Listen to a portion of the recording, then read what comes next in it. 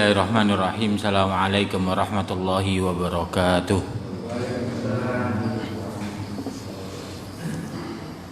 Innal hamdalillah nahmaduhu wa nasta'inuhu wa nastaghfiruh wa na'udzu billahi min syururi anfusina wa min sayyiati a'malina. May yahdihillahu fala mudhillalah wa may yudlil fala hadiyalah. Asyhadu an la ilaha illallah wa asyhadu anna sayyidana Muhammadan abduhu wa rasuluh. Allahumma shalli wa sallim ala nabiyyina Muhammad wa ala alihi wa ashabihi wa man sara ala nahji ila yaumil qiyamah. Subhanaka la ilma lana illa ma 'allamtana innaka antal alimul hakim wa tub alaina innaka antat tawwabur rahim.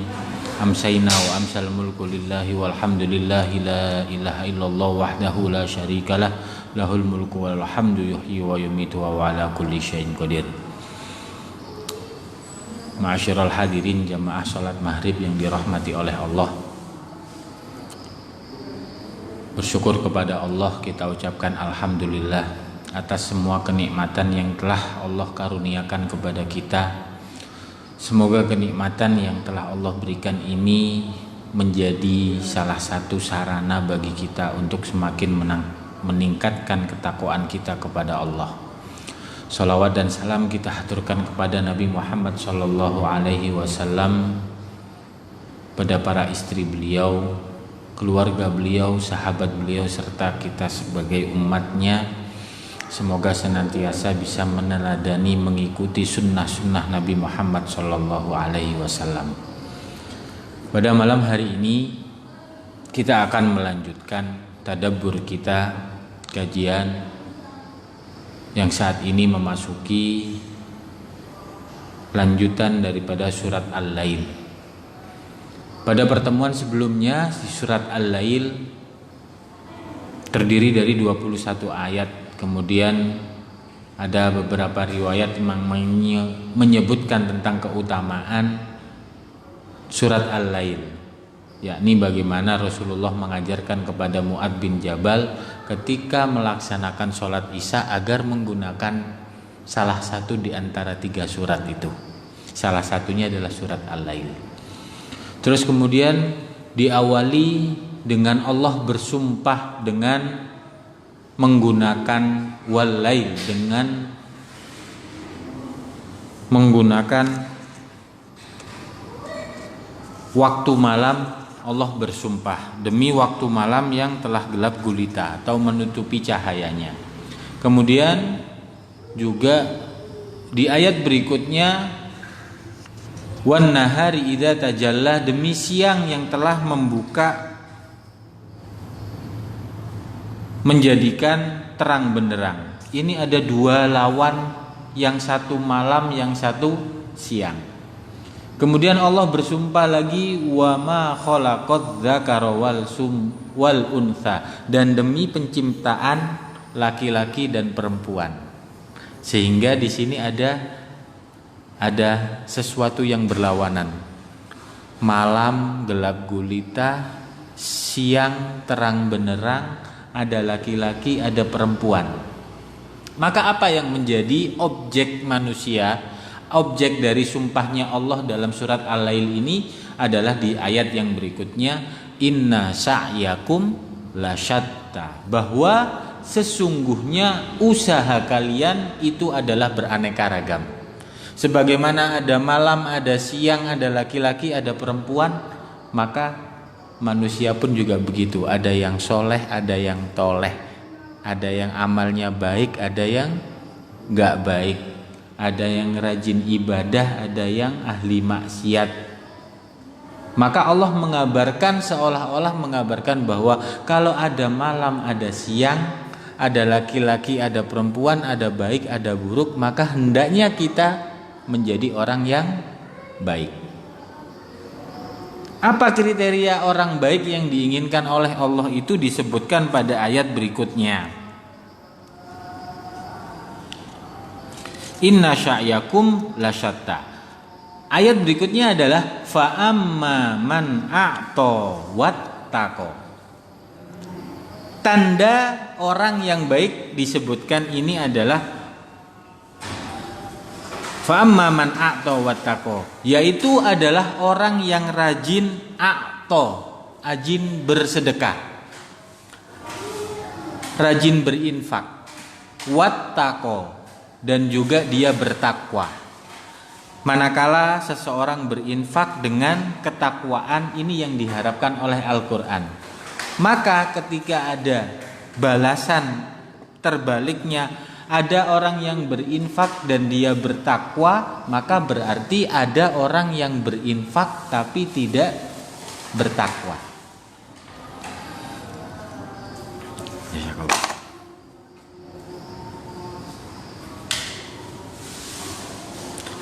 Menurut para ulama, siapakah orang yang berinfak tapi nggak bertakwa itu? Setidaknya ada 4 kriteria orang yang berinfak tapi tidak bertakwa. Yang pertama adalah orang yang berinfak tapi riya.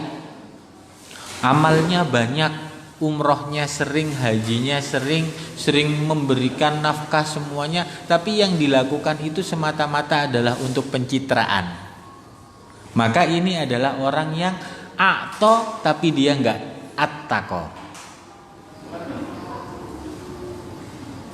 Yang kedua, siapakah orang yang a'to tapi enggak wattaqo?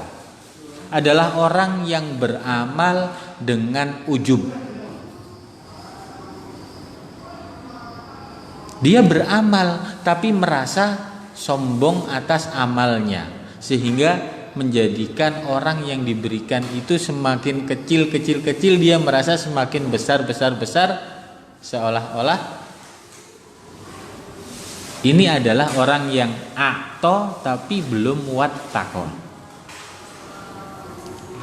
Yang ketiga, siapakah orang yang a'to tapi belum wattaqo? Adalah salah satunya adalah orang yang dia berinfak tapi sering mengungkit-ungkit infaknya tadi sehingga menyakitkan orang yang diberikan.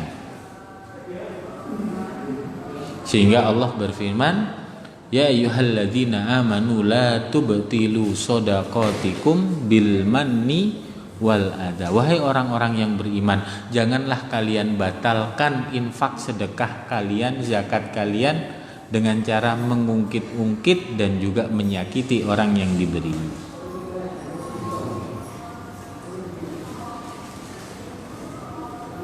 Termasuk orang yang berinfak tapi dia nggak bertakwa siapa? Adalah orang yang membelanjakan hartanya tapi tidak pada tempatnya. Tidak pada tempatnya bagaimana? Bisa jadi tidak sesuai dengan kebutuhannya. Ada tabdzirnya, ada israfnya. Termasuk juga dia berinfak tapi belum bertakwa manakala ada orang yang masih punya hutang tapi sibuk bersedekah dan menraktir orang-orang yang lainnya. Kenapa? Karena yang perlu diinfaki itu adalah dirinya sendiri. Maka itu harus Jadi ada 4 menurut para ulama. 5 ada orang yang berinfak tapi belum bertakwa. Fa amma man a'ta wattaqa wa saddaqa bil husna. Dan juga dia berinfak, kemudian dia bertakwa, kemudian dia wasaddaqa bil husna, dan membenarkan dengan al husna. Imam Ibnu Jarir At-Tabari itu menyebutkan al husna di sini mempunyai 3 pengertian. Al husna di sini adalah pengertian pertama adalah kalimat la ilaha illallah. Dia berinfak kemudian bertakwa dan membenarkan la ilaha illallah Muhammadur Rasulullah. Al-husna yang kedua adalah al-jannah lilladzina ahsanul husna wa ziyadah. Di ayat Al-Qur'an begitu. Yaitu orang-orang yang baik menurut Al-Qur'an ini adalah orang yang berinfak, dia bertakwa, dan dia juga membenarkan tentang adanya surga. Pengertian al-husna yang ketiga itu adalah al-khalaf minallah, ganti dari Allah. Kenapa orang itu kok rajin a'to wattaqo? Karena dia wasaddaqa bil husna, karena dia membenarkan adanya balasan ganti dari Allah Subhanahu wa taala. Karena kita banyak sekali dimotivasi dalam Al-Qur'an, dalam hadis-hadis Nabi, bahwa apa yang kita infakkan itu sesungguhnya pasti akan dibalikkan, diganti oleh Allah Subhanahu wa taala. Sampai-sampai di dalam Al-Qur'an itu yang namanya infak, sedekah yang kita keluarkan di jalan Allah itu Allah menyebutnya sebagai qard. Apa itu qard? Hutang. Man dzalladzi yuqridullaha qardan hasanan fayudha'ifa lahu ad'afan katsiran. Kalau kita melihat di situ bahwa Allah menyebutkan agar kita itu memberikan hutangan kepada Allah. Allah yang punya segalanya minta hutang kepada kita manusia yang kekuasaannya terbatas, hartanya terbatas. Seperti orang miliuner kemudian pinjem uang 1 juta kepada orang biasa-biasa. Kira-kira orang biasa itu hendaknya memberi apa enggak? Memberi. Kenapa? Karena yakin miliuner tadi pasti akan mengembalikan. Ini Allah yang mengatakan bahwa tolong hutangi aku. Ada 2 makna sebenarnya. Yang pertama, saking pelitnya manusia sehingga sampai dengan dikatakan bahwa tolong hutangi. Yang kedua adalah agar meyakinkan kepada manusia kalau yang namanya hutang pasti akan dibayar sama Allah.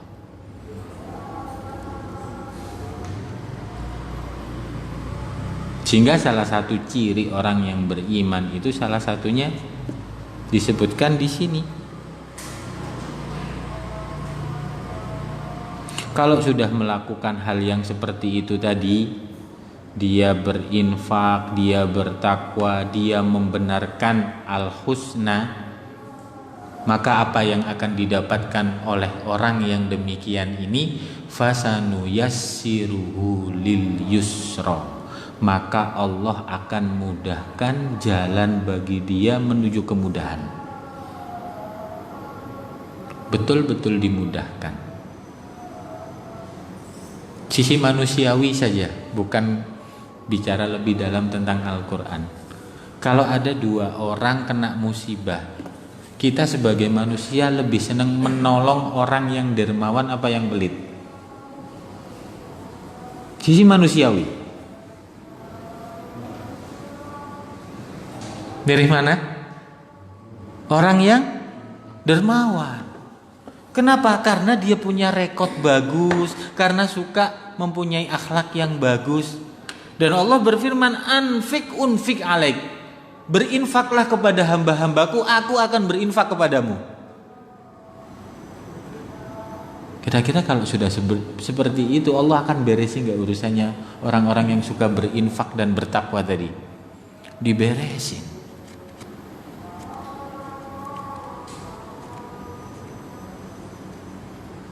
Saya punya teman 1 orang.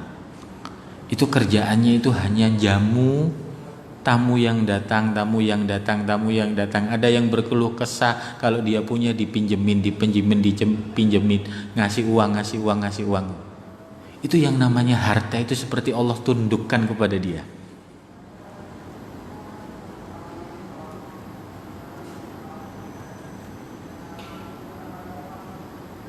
Baru kemarin saya sedikit tahu kenapa kok bisa seperti itu.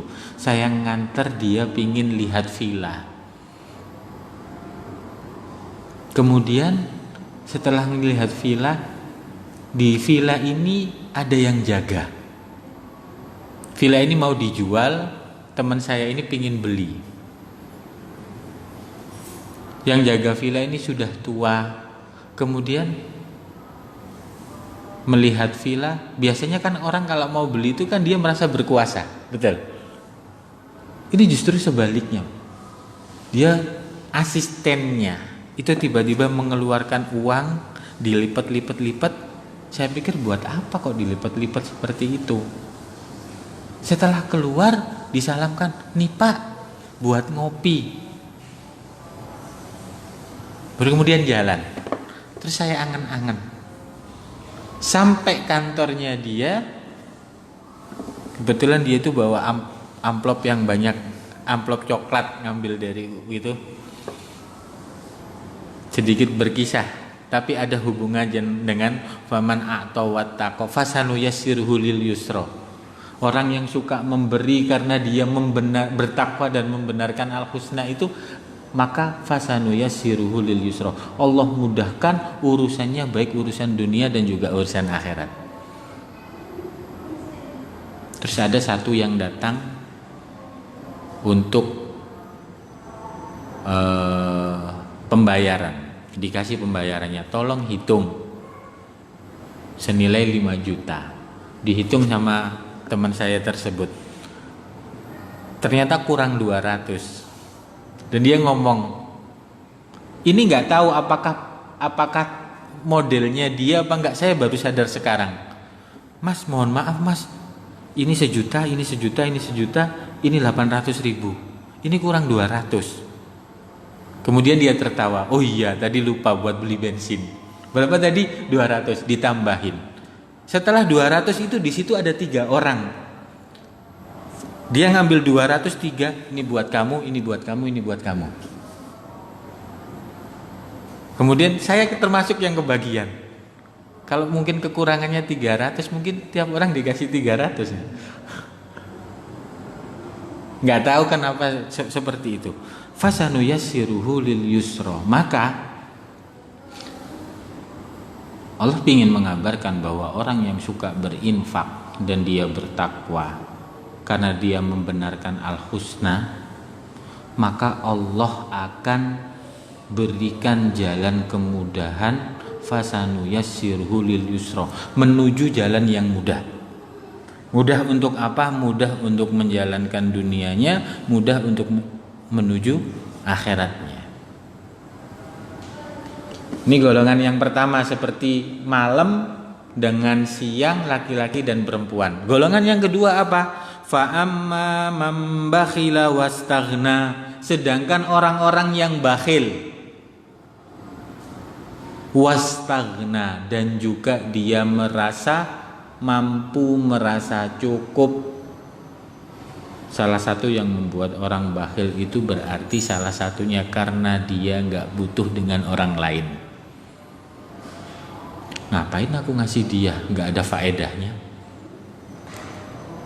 Yang ada aku ngasih terus nggak akan pernah dibalas. Dia merasa cukup, dia merasa bisa menyelesaikan urusannya sendiri.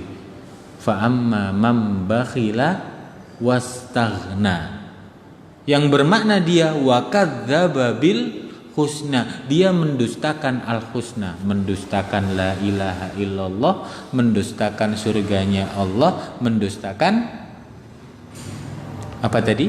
Ganti dari Allah.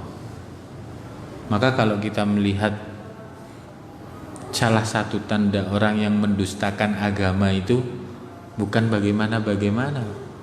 Ara'aital ladzi yukadzibu fadzalikal ladzi yad'ul wa la yahuddu ala ta'amil miskin. Salah satunya adalah orang yang bakhil. Kenapa kok bisa begitu? Iya, karena agama Islam ini akan bisa tegak manakala umatnya itu sadar akan jihad fisabilillah melalui harta dan juga jiwanya. Yang didahulukan harta apa jiwa? Di ayat tersebut harta.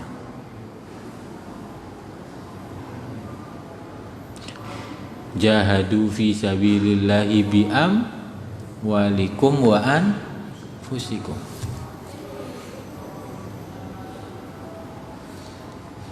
Wa amma man bakhila wastaghna wa kadzdzaba bil husna. Orang-orang yang bakhil dan juga merasa dirinya itu cukup, nggak membutuhkan orang lain, kemudian dia itu mendustakan tentang al-husna, maka apa yang akan diberikan balasan oleh Allah? Fasanu yassiruhu lil usra, maka Allah akan mudahkan bagi dia menuju jalan kesulitan.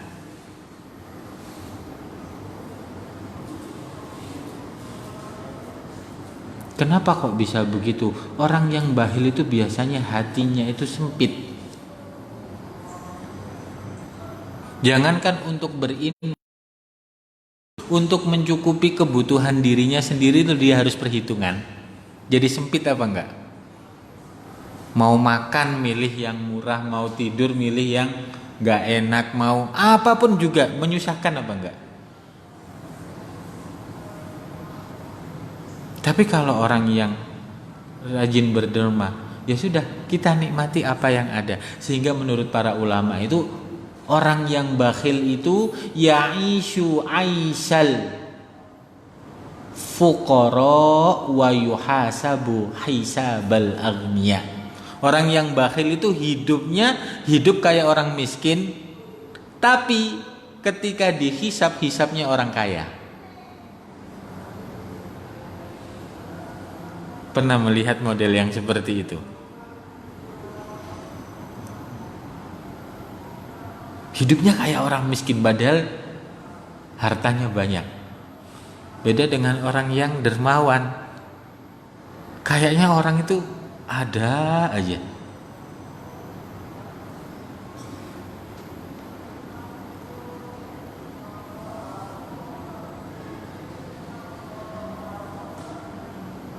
Wa ma yughni anhu maluhu idza taradda. Dan ketahuilah bahwa apa yang kalian usahakan, hartamu itu semuanya itu ketika nanti meninggal itu sudah enggak ada gunanya.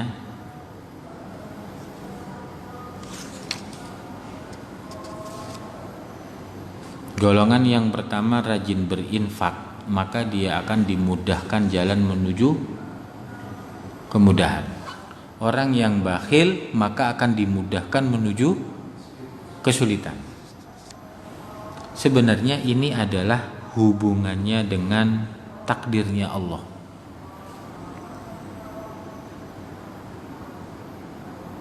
Ada orang yang memang dimudahkan untuk menuju amal-amal kebaikan, tapi ada juga orang yang dimudahkan untuk menuju amal-amal keburukan. Giliran diajak baik, halangannya ada aja. Tapi giliran diajak keburukan, kemudahannya itu banyak banget. Tapi ada juga orang yang mau diajak amal soleh itu niat cepet banget dimudahkan. Ketika mau bermaksiat sepertinya dipersulit. Pernah mengalami yang seperti itu. Itu salah satu caranya agar kita terhindar dari keburukan dan dimudahkan untuk melakukan amal kebaikan.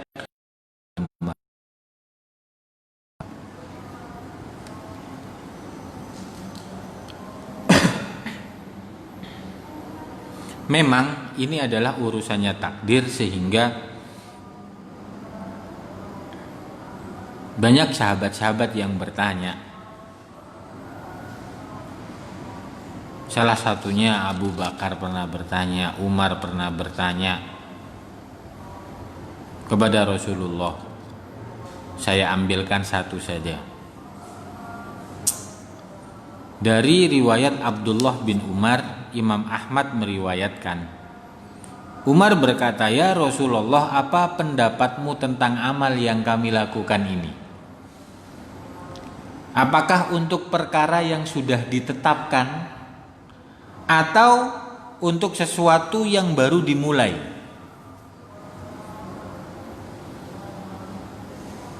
Maka kata Rasulullah, "Fima qad furigha minhu fa'mal ya Ibnal Khattab."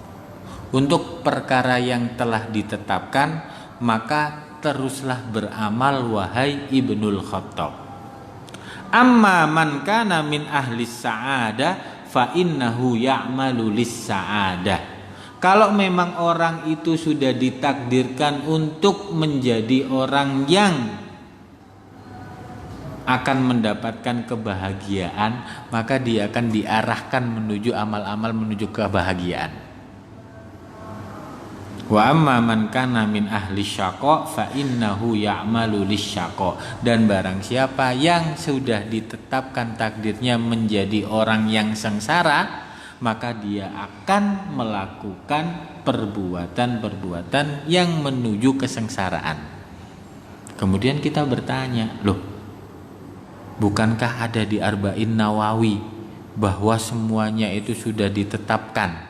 Terus ada orang ahli surga sehingga antara surga dan dirinya itu tinggal sejengkal, kemudian melakukan amalan perbuatan buruk, dicatat dia menjadi ahli neraka, fayadkhulaha, kan gitu hadisnya. Ada seseorang di antara kalian ya'malu bi amalin ahlin nar hatta bainahu wa bainaha illa dhira fayamalu amalu ahlil jannah, kemudian dia meninggal hatta yadkhuluha. Kan ada hadis seperti itu. Terus bagaimanakah cara kita menyikapinya? Yang perlu disikapi itu bahwa takdir, yang pertama, takdir itu adalah rahasianya Allah. Siapa yang tahu di antara kita ahli surga apa ahli neraka? Gak ada yang tahu. Innallaha khalaqal katabal maqadir bi khamsina alfasana qabla ahyakhluqas samawati wal ard. Sesungguhnya Allah itu telah mencatat dan menetapkan takdir sebelum diciptakannya langit dan bumi. Kapan? 50.000 tahun sebelum diciptakannya langit dan bumi.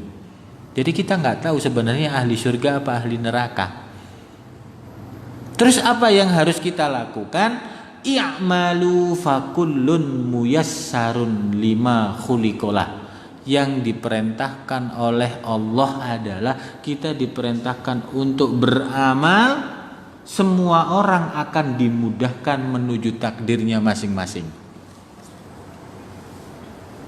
Kemudian kita diberikan hak pilih oleh Allah. Fahadainahun najdai.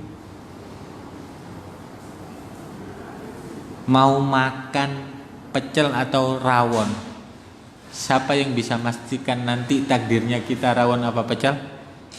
Gak ada yang bisa memastikan.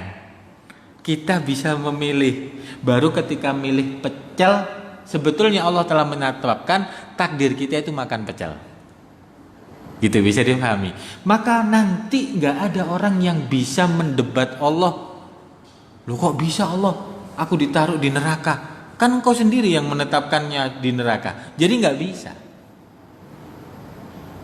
Manusia diberikan hak untuk memilih. Gambaran sederhananya ada tangga. Kita memang disuruh berjalan satu. Tapi kalau kepleset ada yang tahu apa enggak? Baru kalau kepleset itu takdir. Sehingga apa yang harus kita lakukan? Salah satunya adalah berinfaklah dan bertakwalah dan benarkanlah al-husna. Semoga Allah memudahkan jalan kita menuju jalan kemudahan. Kemudahan menuju menjalani dunia, kemudahan menuju surganya Allah Subhanahu wa ta'ala. Kuncinya di situ.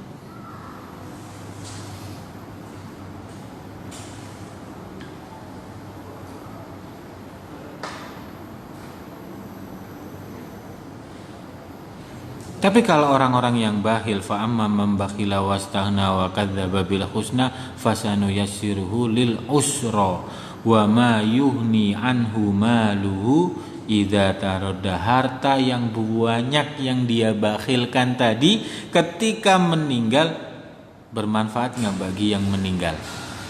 Nggak bermanfaat. Saking nggak bermanfaatnya, ada orang yang kaya raya sore meninggal nggak bisa dikuburkan sore itu, kata anaknya,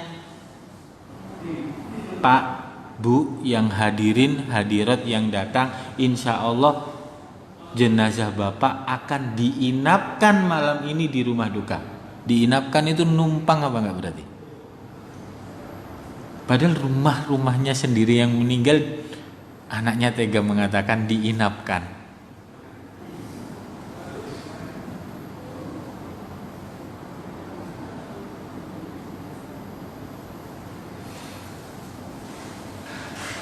Maka harta yang dikumpulkan wa ma yuhni anhu maluhu idza tarodda, harta yang dikumpulkan sedemikian banyaknya itu gak akan bermanfaat sama sekali nanti ketika telah binasa. Sama sekali gak bermanfaat.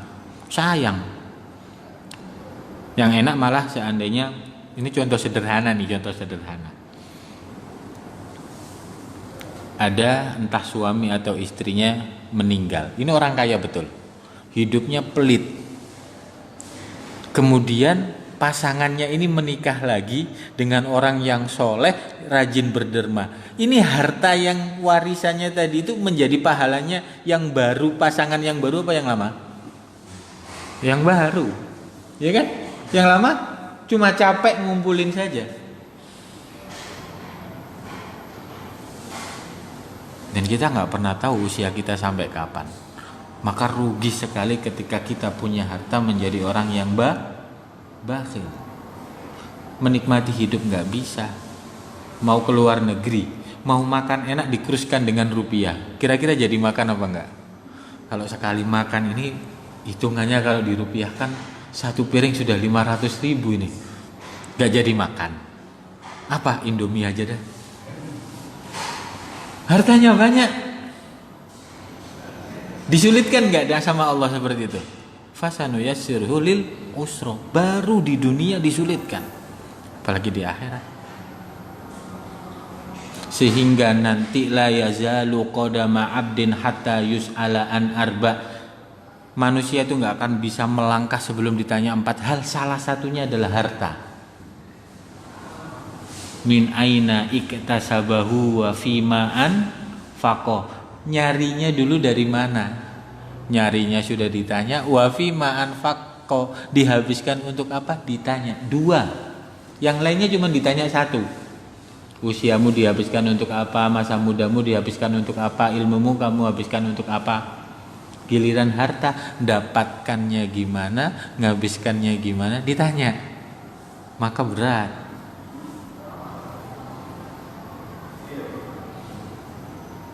Wa ma yuhni anhu maluhu idza taradda. Tapi kalau orang-orang yang suka berinfak, didoakan manusia, didoakan malaikat. Malaikat pagi-pagi sudah berdoa. Ma min yaumin yusbihul ibad. Pada setiap pagi hari itu, setiap orang itu ada 2 malaikat. Malakani yanzilani ahaduhuma. Yang satu berdoa, Allahumma ati munfiqon kholafan. Ya Allah, berikanlah orang yang suka berinfak itu ganti. Yang satunya ngomong, Allahumma ati mumsikan talafan. Ya Allah, berikanlah orang yang bakhil itu kehancuran dan kebinasaan. Yang doa siapa? Malaikat. Diamini enggak?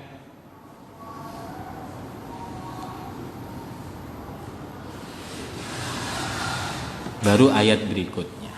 Inna alaina lal huda. Sesungguhnya kamilah yang memberi petunjuk. Masalah takdir tadi. Allah lah yang memberi petunjuk. Maka tetap bersyukur, tetap istiqomah manakala kita dimudahkan oleh Allah untuk beramal soleh, beramal soleh. Jangan pernah bersombong bahwa ini adalah karena usahaku. Inna alaina lal huda wa inna lana lal akhirata wal ula. Dan sesungguhnya bagi kami adalah akhirat itu lebih utama. Maka kita muslim itu sebenarnya perlu diasah lagi manakala mengukur kemuliaan itu, tolak ukurnya itu kok urusannya adalah dunia. wah orang itu sukses, wah orang itu berhasil, wah orang itu kok tolak ukurnya itu masih ini, berarti wa inna lana lal akhirata wal ula. Padahal tolak ukurnya harus akhirat. Kalau ada orang yang bisa ngukur gitu, wah hebat, makin tua makin rajin ke masjid, sukses berarti orang itu. Gitu. Oh hebat, masih muda kok mau ke masjid, sukses itu orang. Tanya dunia itu sukses. Kenapa? Kendaraannya sekian, ininya sekian. Sukses itu kok bisa sukses? Kenapa? Iya, infaknya sekian. Kasnya itu sekian, begini dan begini. Inna lal huda wa inna lana lal akhirata wal ula. Fa anzartukum ladza. Aku akan memeringatkan kamu dengan neraka yang menyala-nyala.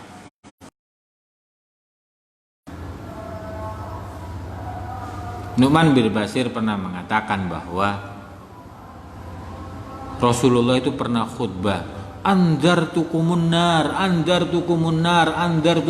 sampai 3 kali sambil berteriak-teriak. Nu'man bin Bashir sampai mengatakan bahwa seandainya ada orang yang berada di sini mendengar, itu pasti akan terdengar, karena suaranya Rasul saking kerasnya itu sampai pasar sana itu kedengeran. Kata Nu'man bin Bashir begitu. Apa yang dikatakan Rasulullah? Inna ahwan ahlin nari adaban yaumal qiyamah. Sesungguhnya yang paling ringan siksaan orang ahli neraka itu adalah rajulun tudau fi akhmasi qadamaihi jamrotan. Ada seorang laki-laki yang dikasih batu yahli min hadimahuhu. Kakinya dikasih batu, yang mendidih adalah otaknya. Gambaran manusia sekarang seperti apa ya? Teknologi apa ya? Presto. Pernah lihat presto nggak? Presto itu kan gitu. Ikan di luar sepertinya masih nggak kenapa-kenapa, tapi dalamnya sudah hancur. Seperti itu. Itu yang paling ringan neraka.